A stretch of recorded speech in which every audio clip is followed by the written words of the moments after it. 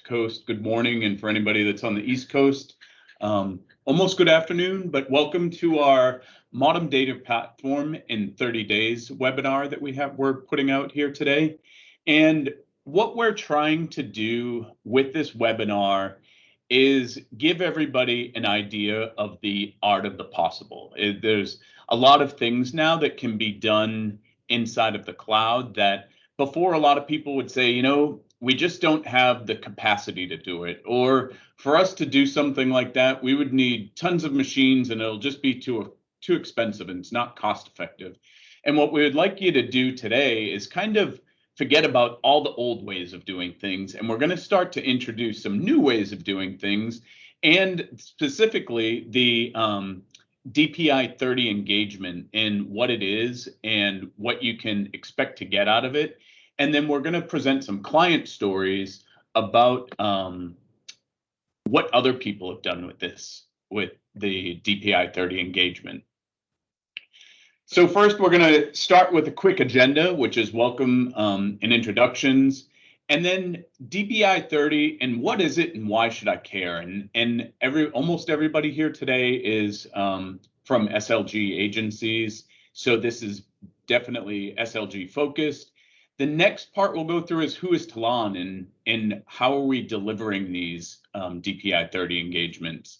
And we'll go through the engagement itself and the success stories that we've had, and then close it out with some question and answers. So today, my name is Dan Flewitt, and I'm the Vice President of Sales here at Tallan. Alongside me is Christy Verma, who is the Cloud Economics Engagement Manager at Microsoft, and Bart Schorsch, who is one of the data and AI specialists that a lot of you are probably familiar with. And what we're going to start out is Christy is going to start out by telling you from a Microsoft perspective what the program is. And then from there, we'll jump back in and I will take back over and go through the nuts and bolts of how the program works and what we do as Tallan. So Christy, I will turn it over to you now to explain the DPI 30 engagement. Perfect, thank you. Good morning, everyone. I wanted to turn my video on this morning just to say hello and welcome to all of those that have joined us. I am getting some low latency bandwidth notifications, so I'm going to turn my video off, but I at least wanted to take the opportunity to say hello. But I'll walk you through exactly what the data platform in 30 days engagement is really about. So really, since everyone on this call is within state and local government, this is a great opportunity to take advantage of some of the no-cost solution assessments or engagements that Microsoft can bring to the table for your organization. We do offer a lot of completely funded, 100% funded engagements through our trusted partner community, Tallan being one of our gold certified partners, who leads engagements such as this for our customers. But what actually is the data platform in 30 days engagement?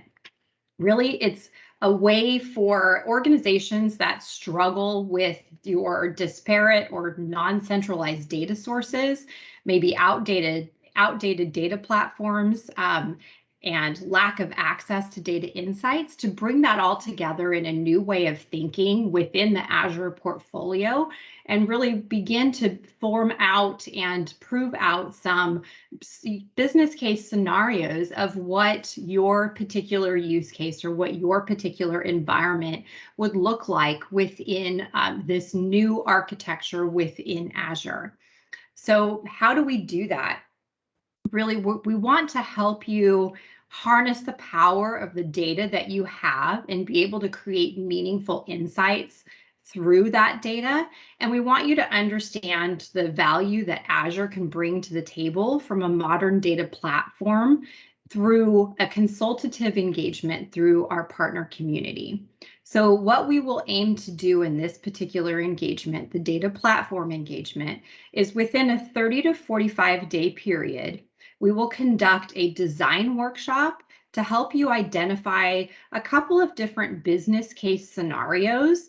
We will help create a reference architecture and design, and also implement a landing zone and a modern data estate using Azure Data Services. So at the end of this engagement, you will have a fully functioning workflow within Azure to be able to start utilizing these services for whether it be reporting, whether it be, there's a number of different cases. And I know that that's a lot of information to kind of take in. And where do I start? You know, what could we possibly do? What could these business scenarios or use cases look like? And we'll get into detail on some of that today. But just as an overview, wanted to provide you kind of a snapshot into what the data platform engagement is, what is required in order to move forward. This is a no cost engagement with one small caveat. When we go into a full production environment, this will be live in your Azure tenant. So whatever cost is associated from the Azure perspective in terms of usage, that is something that you will be responsible for, as we cannot cover that. However, you will know exactly what those charges will be before it's even turned on into production. And we'll walk through all of that today, as well as kind of how to engage, etc. So that's pretty much kind of what the engagement entails. And I will turn it over to the Tallan team to go through a little bit more in depth as to how it works, who they are, and how to really get started. Perfect. Thank you very much, Christy. So here at Tallan, we've done about, I think, 14 or 16 of these DPI. I know we've completed 14 and we're working on 2 more right now in the government sector. So we've done a number of these and we've broken them down into a 3-phase delivery process. And the first being analysis and design, the second being deploying the solution, and then the third is the transition to the customer. And one of the things that we've noticed of doing this many of these is, you know, we've tried to keep it simple and go through and get a very completable and workable use case, and then go through all of the pieces here to build out the foundation of Azure, to build out the foundation of your modern data platform in Azure. Make sure that it's started on a solid foundation so that if we finish up the engagement and our customers go, you know what, that's great. You set a great foundation for us. We've got it from here. You have a great foundation to grow on, and everything is solid from the beginning. And then there's other customers that say, hey, that's a great foundation. Can you help us keep going? And we're more than happy to do that too. So we're first going to start out by talking about the analysis and design. And what happens at the beginning of the DPI 30 engagement is there's a project kickoff. And a lot of times before this, in the kind of pre-sales meetings and, you know, the batting back and forth of ideas before this phase 1, we talk about different scenarios that people are looking for. And there's some people that are saying, hey, you know, we have this small thing that we would like to do. We have a process that right now is 25 steps, and it takes about 20 to 24 hours to get a daily report out. And we think that it can happen a lot faster. So that was one scenario where a customer said, we have this long process. Let's see if we can optimize the process. And since it was only in 30 days, we knew that we couldn't do all the steps. So we said, what's your biggest pain point in there? And that was the use case that we decided to go with. So from there, once we had the business objectives and the supporting data sources, we were able to supply a reference architecture and an overview of what we're going to do through a series of whiteboarding sessions and virtual sessions with our customers to kind of start with an end in mind. So from there, we'll talk about the first customer story that we had. It was with Washington State, the Employment Security Department. And one of the things that they had a scenario like we talked about before, is they had 30 years plus of data that they wanted to start to look back on and say, hey, you know, we can learn better, or we can learn from the past to better predict the future. And this was something that, 30 years of data, they said, we don't have stuff to, process this much data, and it would be too much for us to do it on-prem. So let's see if we can harness the power of the cloud and set up a reference architecture to be able to start to analyze a whole lot of this data. And so they were able to do something that technically was possible before, but financially really wasn't possible before because of the amount of compute power that they would need. It wouldn't make sense for them to set up all of the servers and the infrastructure to do this, because the ROI on it really wouldn't work out for them. So when we start to talk about reference architectures, we get into a sample DPI 30 architecture where you have a few data sources that usually will bounce into Azure Data Factory, and then from there could be stored in an Azure Data Lake. Sometimes we'll use Azure Synapse for analytics and then store it in the Azure Data Lake, and then surface some of this data in a Power BI report. And this scenario here of the sample DPI 30 architecture, this is kind of the bare bones basic. And when we talk about it, we say, hey, there's the Yugo, there's the Chevy, and there's the Cadillac. This right here is just about the Yugo and maybe getting into a little bit of the Chevy, a little bit more advanced, but not that advanced. And this is great for people that are not quite sure of how the cloud works, just kind of dipping their toe into the cloud. This is a great way to get started. And then there is sometimes when we will be, hang on one second, I just lost my slide here. Can everybody still see my slide? Yep. Okay. All right. And then from the very bare bones basic, we could get into a modern data state architecture. And we have customers that Christy was talking about, these programs being fully funded. The first scenario back here, this is something that we could do that is fully funded, and you pay next to nothing for it, and you pay for the services after they're already built. We have other customers that are a little bit further down the road in their Azure journey, that they understand Azure. They might have done something or done a POC, done something before, and they say, we get it, and we want to go and build out a whole modern data estate. So these types of engagements that we do, we can build out a lot more data structure, or a lot more source data. And these things will usually go through Azure Data Factory. We introduce Azure Databricks, Synapse, Azure Data Sharing, and then a lot of these times that they do go out to Power BI reports, or this one that we were talking about, they went out to other business services where they were using other things to do predictive analytics and stuff to really help work with the constituents, work with anybody that is out there inside the community. There's another story that we'll get into later that is a water municipality, of how they were using these types of things. So if this type of engagement, if you said the first part, oh, that's too basic, we already get that.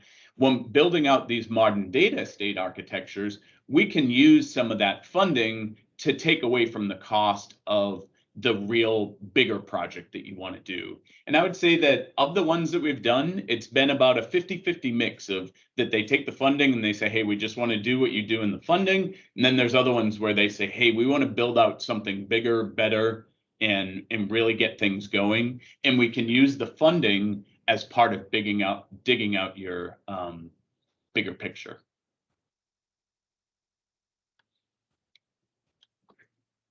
So when we talk about the basics of what we're building out for everybody, is here's a sample data flow of how the thing, once we figure out a use case to say, hey, we're going to take data.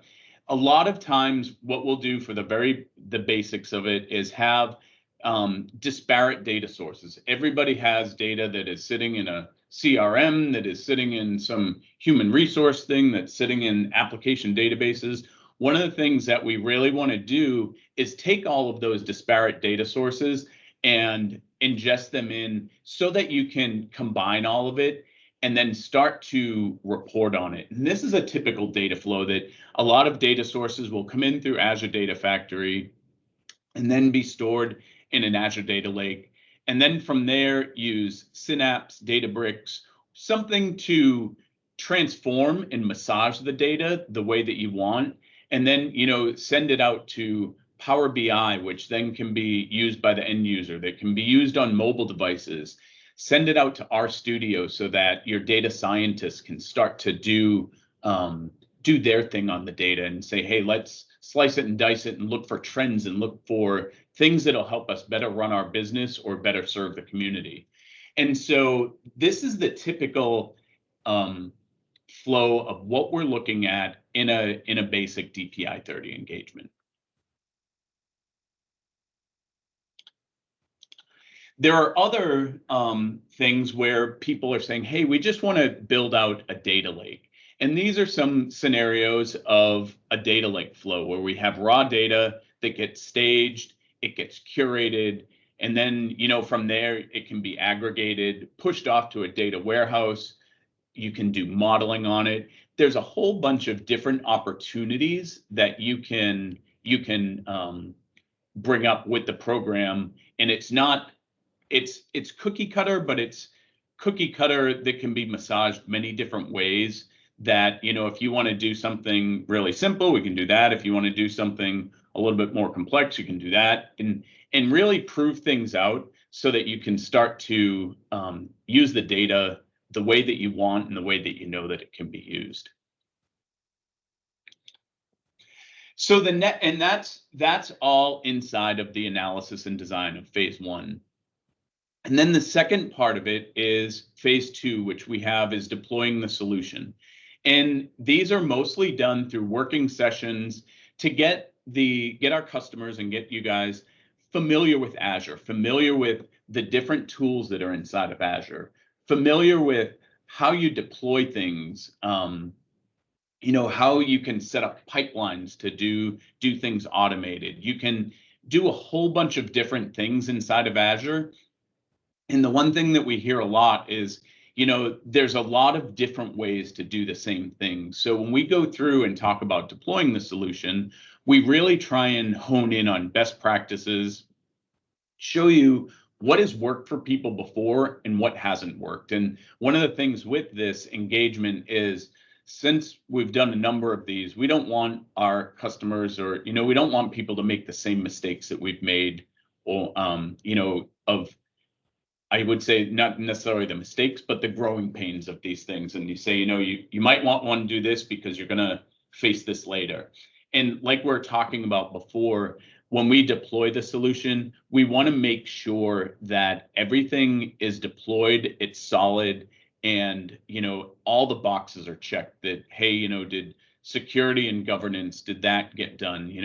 Is there different pieces that we could automate that, we don't want to do a deployment and have a bunch of people pushing buttons and introduce the possibility of somebody fat fingering something and make it wrong. So we really try and bring in best practices inside of deploying the solution and getting everything as solid as it is, so that when we do hand off the environment, that everybody really understands what's going on. And deploying the solution is anywhere from anything in Azure, creating Power BI reports to showcase the data, and you get that full end-to-end piece here of saying that here's my data source, it went through all of this stuff inside of the modern data estate, and it gets kicked out. Here's the data that's shown in a slick Power BI report. So I want to start now talking a little bit about our approach for our DPI 30 engagements. And one of the things that we feel like is a very big differentiator for us at Tallan is our approach of running projects. We've been in business for 35, 36 years now, and we have been doing application development at its core. And all of the application development that we do, it has data behind it. And then all of the data is reported on. So the way that we typically approach a project like this is, as we talked about before, envisioning a roadmap. And then we always want to create that roadmap to kind of start with an end in mind. A lot of times we've seen a lot of our customers, they say, we know we want to do something, but we're not quite sure what we want to do. In creating that roadmap, it could be a 1-month roadmap. It could be a 6-month roadmap. It could be an 18-month roadmap. But starting with an end in mind is what we've been very successful with throughout the years of delivering our projects. So once we have the end in mind, we will then start out and say, hey, what's the proof of concept that we're going to do, or what do we want to do? And this was something that we talked about in the phase 1 of, here's the data sets that we want to pull in, and here's the report that we want to do. So we start out small and do a proof of concept, and then get the proof of concept deployed. And then that is deploying out to the Azure environment where we're building the solid foundation. And as I said before, if you don't have a solid foundation of your Azure environment, then as you start to expand, you fight it tooth and nail all the time. As you know, we'll go through things for people that are familiar with management groups and subscription management. If you don't get your subscription management correct in your Azure environment from the beginning, anybody that has felt the pain of this, you fight it tooth and nail the whole way through. So we go through and make sure that you have a solid foundation in Azure, and that your Azure Active Directory is connected the right way, that all of your management groups, and it starts to get into a little bit of governance here that the security folks are going to want to hear about, the infrastructure folks are going to hear about. And it's that foundation, getting that solid foundation is our key part to our engagement. And then starting off with an MVP, with a minimum viable product. What's something that we can get out there that the users can start to look at, touch, feel? And what we realize here is a lot of times when we're talking about envisioning and we talk to the business people and then we get them the MVP, we'll always, not always, but we tend to hear, that's what I said, but it's not really what I meant. So by doing the MVP, you get that out there, they get to start to look at it, touch it, feel it, and say, yes, this is exactly what I wanted. Let's keep building on it. Or no, that's not quite what I wanted. Let's fix it. And that's where we start into our adoption, and we start into an innovation/migration loop here. And this is a typical Scrum where you're going over iterations and iterations of, hey, what did we do? What did we like?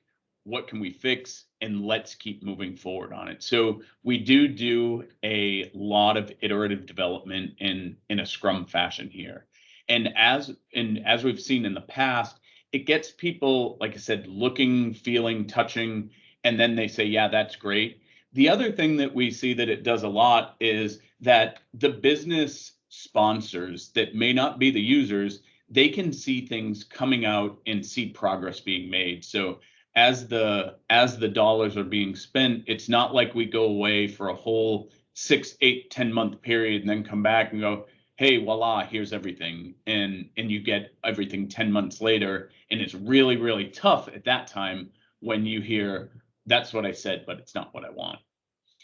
And then as we go through the iterations, making things better and building on what we learned, we start to operationalize everything. And this is the part where we find a lot that this last part doesn't get done a lot. The foundation sometimes gets built well, but then coming around for the governance and the enablement and the operations. Everybody, when they were doing SQL servers on-prem, everybody knew how to monitor them, knew what to look for. All of the infrastructure folks and the network operations center, they know what to look for when they're doing all of these things on premises. When it's in the cloud, it's the same type of things that you do, it's just different. So one of the things that we really pride ourselves on is going this last step in what we call operationalizing the environment, making sure that the governance is around there, that with some of the governance pieces inside of Azure, you can set up guardrails to kind of let the developers and let all the users start going down the road, and then if they start to veer too far off, you can kind of put some governance guardrails up to bump them back into the middle of the road. And then once it's operationalized, then you have a full system, and you know how to upgrade it, you know how to monitor it, you know exactly what's going on, you know how to secure it. Another thing is we'll go through the governance of cost optimization and keeping your costs under control, and seeing how to see as you add new things with the cost management pieces that are inside of Azure. You can go in and say, all right, here's my spend, here's what it's projected to be by the end of the month. And so at the end of the DPI 30 engagement, we really hope that you can take this and run with it on your own. Like I said, we're more than happy, and I would say that 50-50 of our customers say, all right, let's keep going. And then, some of them are like, we've got it from here. We have really smart people and we can get it going. And, thank you very much. But having this whole thing end to end is what we really pride ourselves on in our DPI 30 approach. And if any of you have ever worked with Tallan on an application development project, or an Office 365 migration, or a migration to Azure, our approach is the same for all of these projects. We have a solid approach and a solid methodology of delivering these projects. And we found that over the last 30 years, this is what's worked for us. So we take it and just tweak it a little bit for a data project, or tweak it a little bit for a migration. But all in all of the people that are working here at Tallan have this approach ingrained in them. So I want to stop for a second here and talk about another project that we did, a DPI 30 with DC Water. And what they wanted to do was, they knew that all of the water pipes that are running under the streets, and that they every so often break. And when they break, it makes a mess. And they started to say, hey, if we started to do some monitoring of all of the pipes and the pipes and the pumps and all of the stuff under the roads, and we started to see trends that, the pressure in this pipe is lowering, and because it might be because there's a crack in the water main. And if they can get to it quicker, it's much better that they could go and get a crew out there and, shut down the road, or shut down a partial piece of the road, do the repair, and get the road back up and running, rather than if they have a water main break and they start to see water gushing up through a crack in the pavement. Then they have to, shut down a whole intersection. They have all kinds of added costs. Whereas if they knew this was coming, they could have done it much cheaper and much faster. So we had worked with DC Water to build out a proof of concept of this in the DPI 30 with the DPI 30 engagement. And then after that was done, it was such a hit that they said, you know what, let's build out the whole thing. So they have a lot of things that are done through the Azure modern data estate that does predictive analytics and maintenance on all of their water mains in the Washington, D.C. area. So I will jump in now to our phase 3 and the transition to the customers. So the last part of the DPI 30 engagement, as I said, we'll do the analysis and design. We will create design documents for you. Then we'll go through building out and deploying the solution. That will be deployed out to Azure. All the while, if there is anything that changed to the design documents, they're being updated. And then the last part of it is transition to the customer. And with the DPI 30 engagement, this is a 3-pronged approach. It's Tallan, it's the customer, and it's Microsoft. So we're all kind of working at this together to share all of the project deliverables that we had, which will be the design documents. There is usually a demo of what we've created with you guys, and then an executive presentation for people that might not have been, for the project sponsors that might not have been involved. And then a discussion regarding the proposed next steps of, as we said with DC Water, when we went through it, they said, this is a great proof of concept. Now let's start to do this, this, and this. With the state of Washington, they said, all right, it's great that we pulled in 3 data sources. Now let's go and pull in another dozen data sources. So the phase 3 is all about the documentation turnover, making sure that you guys are okay with the environment and that you understand everything and that you're ready to keep building on it. One of the other pieces of the deliverables that we talked about is when we go through and build the environment, as we're going through the analysis and design, we're going to provide you with a sample cost estimate of what this is going to look like. And that's a huge deliverable, because as Christy said, the engagement, they're free or very much funded. And then a lot of times people say, all right, what is this going to cost me monthly to run this? And that's one of the pieces that we will go through in the analysis and design and present at the final presentation. So the next thing that I wanted, the last client story that I have here is Austin Water. Is a lot of the stuff that we had done with DC Water, Austin Water was also interested in, but they weren't necessarily looking for predictive maintenance on their water lines that were going under the streets. They were looking for anomalies and things that weren't right on meters, whether it be commercial or residential. And they said, there's sometimes when things start to happen where we start to see anomalies on meters. And there was one that they talked about that, there was somebody that their water bill was normally, $80 a month. And then all of a sudden the customer called up and they said, our water bill was, $400 last month. And then they realized that they had gone on vacation and that there was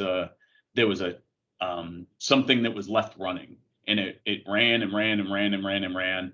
And, Austin Water was like, hey, if we saw types of things like this, we could see anomalies in meters, because we've seen it where somebody has gone away for the winter and their water main breaks, like when they just had a lot of the real cold weather down there in Texas that they normally don't have.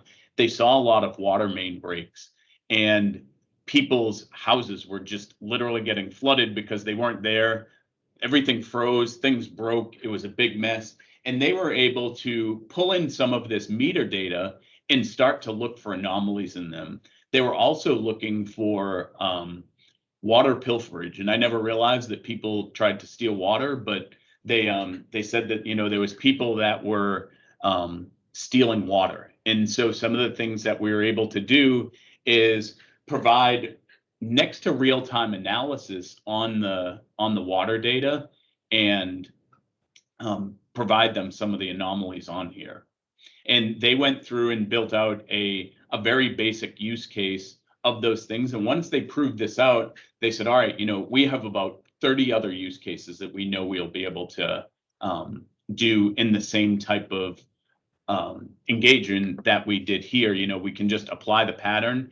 And Austin Water is a company that said, we think we could do it all ourselves, but we really would like it to get it done a lot faster. So we'll be working alongside them to do the next phases of their project. So that wraps up our presentation today. And now we're going to stop and open it up for questions and answers that are out here. And I saw that there was a few that came into the chat while I was presenting. Sam, were you keeping track of those? Yeah, sure. There's really just one for you. And it was someone that asked if we had completed any of the DPI 30s in the public health space. So yes, we have done in the public health space. There is one that we did for, I forget which state, but it was there's one that was done on HIV and AIDS tracking numbers, and then there's a few that we've done that are pertaining to COVID data, and it's a lot around around tracking and reporting on COVID data. And the one that we had done on the HIV and AIDS, it was the same premise, but just with HIV and AIDS tracking data.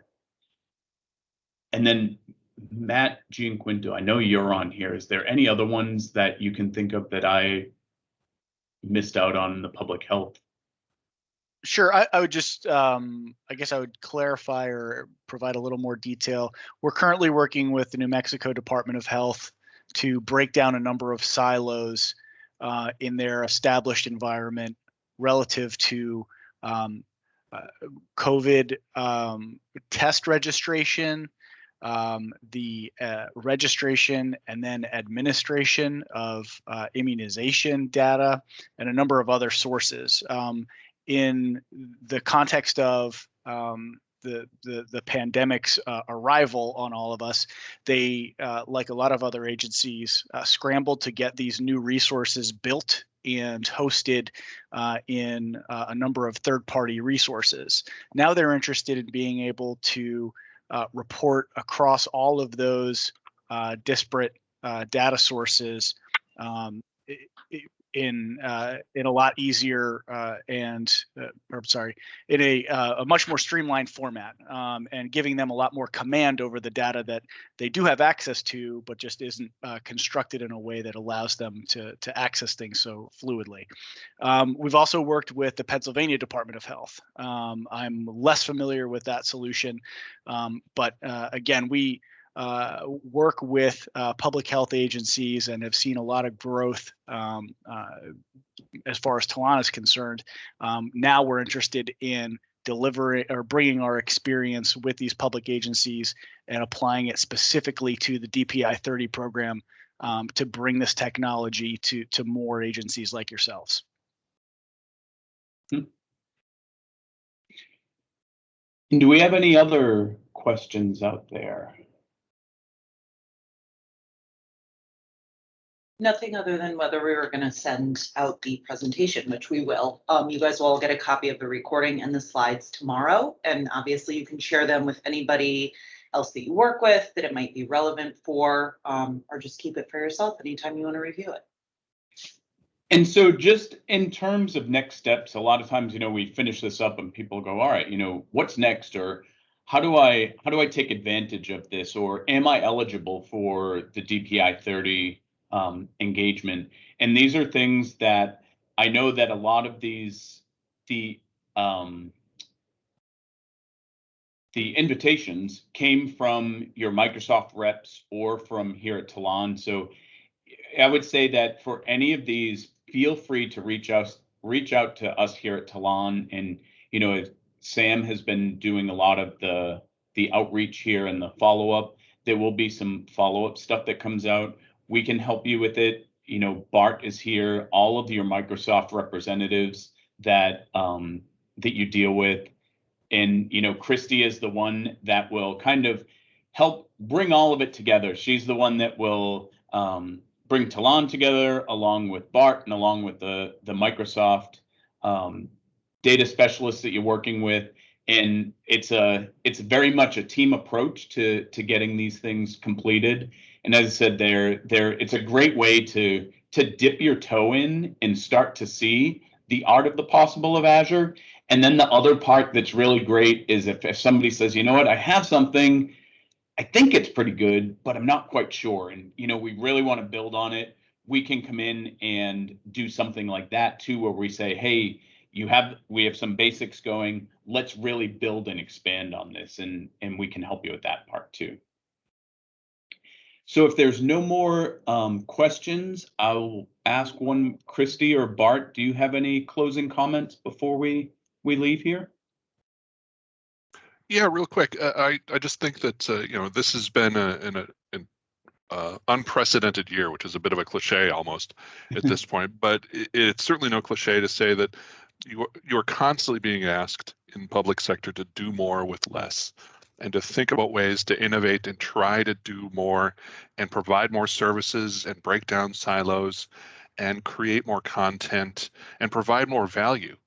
And it's such a big task. I mean, how do you eat the elephant? One bite at a time. And this is how you do it. This is the sort of thing where you can ideate and put into production and learn along the way and learn that art of the possible. So if you're interested in something like this, again, it's a great experience to go through, to learn this as it goes, to start understanding what's possible, and to have someone who's done this before help you and guide you along the way in a great Microsoft funded program. So I hope everyone thinks about taking advantage of a program like this. And if they have any questions, reach out. We're here to help. All right. Well, thank you very much, Bart. And we're right at time here. I was surprised that I got it in time. So Sam, you should be proud of me. All right, everybody, thank you very much for joining. And as I said before, if you have any questions at all, please feel free to reach out to any of us. And this slide deck and the recording will be sent out and posted soon. Thank you very much, everybody.